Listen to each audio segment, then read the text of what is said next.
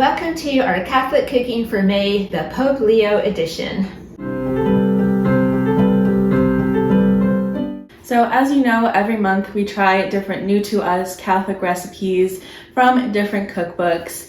And this month, since we have a new Pope elected, we're going to be having some fun with some different Pope Leo recipes. And we are going to go right down the Pope Leo line, starting with a recipe in honor of Pope Leo I, also known as Leo the Great.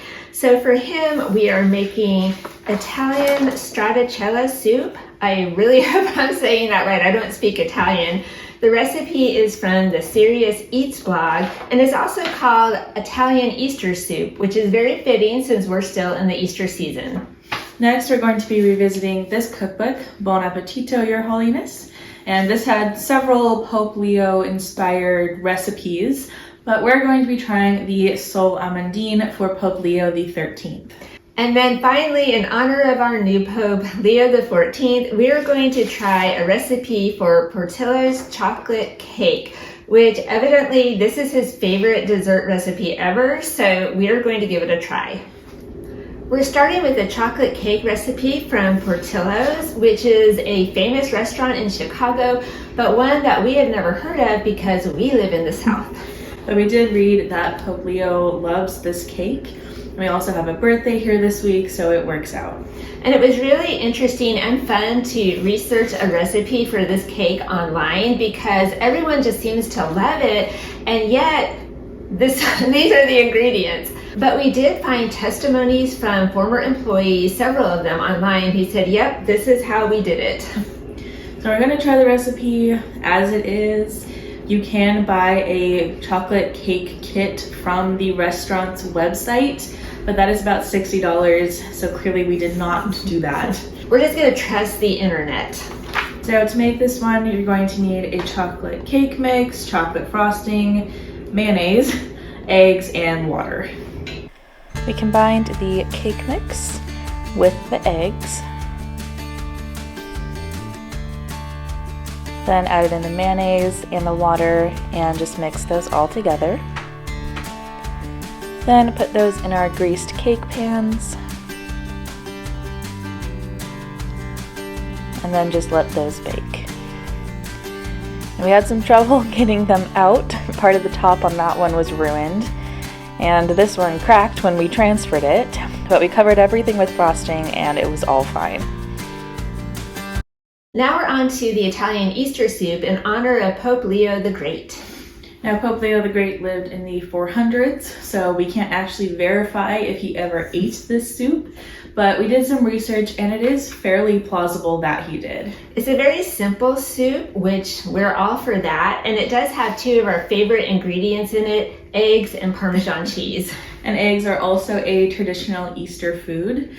And this one is used as a kind of a starter soup for Easter dinner. Back in the day, eggs were not eaten at all during Lent, so having a soup with eggs would have been a real treat. So to make it, you have four things. You need the eggs, the Parmesan, chicken broth, and nutmeg. So we first heated up the chicken broth and then cracked the eggs into a separate bowl and beat those together. Then we added in the Parmesan cheese and the nutmeg and mixed that up. Then we slowly whisked that into the hot broth and let it cook for about 3 to 4 minutes. And then we dished it up into our bowls and topped it with more Parmesan cheese. Now we're up to the Sole Amandine in honor of Pope Leo XIII, and the recipe is from this book, Buon Appetito, Your Holiness, which has all different papal recipes in it. We've cooked from this one before. We made the risotto in honor of Pius IX, and it was very good. And a lot of the Leo recipes in this book were very interesting. For example, for Leo X, there was peacock and its feathers, which we didn't try for pretty obvious reasons. Right, we looked it up, and evidently you can definitely go kill a peacock and eat it, but we're just not gonna do that. There's another one, chicken alla Leo, which looked very good, but had a lot of ingredients and a lot of complicated steps that we didn't feel like dealing with. And a lot of the ingredients we don't already have, and so we always like a good fish dish, so we're going with the fish. So to make it, you're going to need the fish, almonds, flour, oil, lemon juice, salt and pepper, and butter. So we washed and dried the fish and added some salt and pepper, and then dredged each piece in flour. And we put those into the oil in our frying pan and let them cook. Then we added some lemon juice over top and took them out. Then melted some butter in the same pan and used that to cook the almonds. We cooked those till golden brown and also added some salt and pepper as well. Then we topped the fish with the almonds. The recipe says to serve immediately, so we are going to go ahead and try this while our cake is still baking. Wow, that's good. Wow.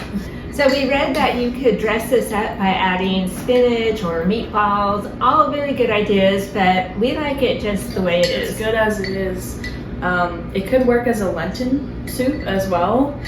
Funny that they didn't use eggs back then, but we can use eggs now, so it would work for like a light Lenten soup. Not for you, Pope Leo the Great, but for us it would definitely work.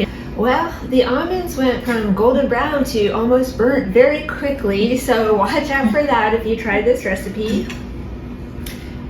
But it does look good. We'll see. Very good. I don't know if we are exactly Vatican quality cooks here. Of course we're not, but you know. It does taste good. One thing for sure, the almonds have a nice crunch. It's good. I would do it again. It was pretty easy. So here it is. It was a little rocky, you know, getting it out of the pan and everything, but it's still a cake. Looks delicious. The recipe calls for 2 cans of frosting, but we're frosting minimalists here, so we just went with one. We went with one. And it did the job. We're not trying to make Pinterest here, right. So. Yeah, well, good thing Pope Leo is a humble man because our Good thing he's never going to see this. We wouldn't serve this at his inaugural reception, that's all I'm saying. Right. Good thing no one else does. And it comes with that pre-cut line.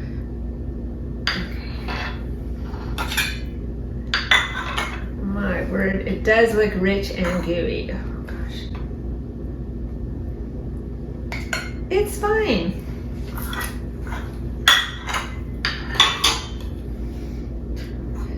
It's a blob of cake. Yeah. Okay, well, now that looks a little better, right? Okay. So, but how will it taste? It did smell so good, you know, but any chocolate cake's gonna smell good, right? Okay, taste test time. It is pretty darn chocolatey for sure. It's good though. It is very good. Very good. If you need a really good, yummy birthday cake, you want to look like you tried really hard, this could fit the bill for you for sure. I don't know what effect the mayonnaise has in this cake, but It makes it very, very moist. there's something in there. It's always a good day in the kitchen when everything turns out, so that was good. But now we have to decide what was our favorite.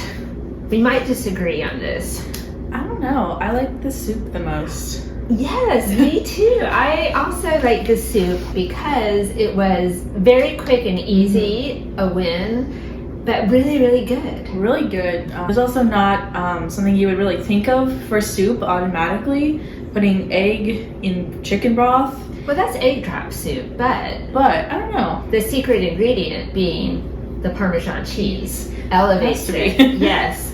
So if you came home from work and you just did not know, like, what am I going to make for dinner tonight? You make this soup. It's ready in 10 minutes and your family is going to love you. So yeah, I think the Italian Easter soup for the win. Then in second place, The chocolate cake was also very good, but never having been to the restaurant to compare it, it's hard to say if it was restaurant. Well, obviously, ours wasn't restaurant quality, but it never is. Right. But if you've been to that restaurant, let us know in the comments. How do you think ours looked anyway in comparison? Okay, popping in future me to report back on the consensus on the cake. This is not even 24 hours later, and this is all that we have left. We did decorate it with some leftover slivered almonds just to make it look a little bit more festive for the birthday. And the birthday boy loved it. I wasn't home when he had his first taste, but when I got home, I said, "Oh, you tasted it. How did you?" And he said, "It was fantastic. It was the best cake I ever had." So I do have to say, after it sat for a couple of hours, it was even better. So definitely Pope Leo's cake is a big winner. The fish was also good. Maybe probably never going to be a go-to recipe, but it was fun to try it. Right. The price of fish is crazy where we live, and we live near the ocean, so I don't know why it's so expensive, but there you have it. Here we are. Here we are. So anyway, this is also a really fun cookbook because it tells you stories about all the different popes, and I'm so glad that we got to revisit it today. So that was our Catholic cooking for the month of May. Let us know if you would try any of these. We'll have these two linked down below in the description box for you. And if you do end up trying them, let us know. So we hope you enjoyed the video today. God bless Pope Leo the 14th. We'll see you next time. Bye.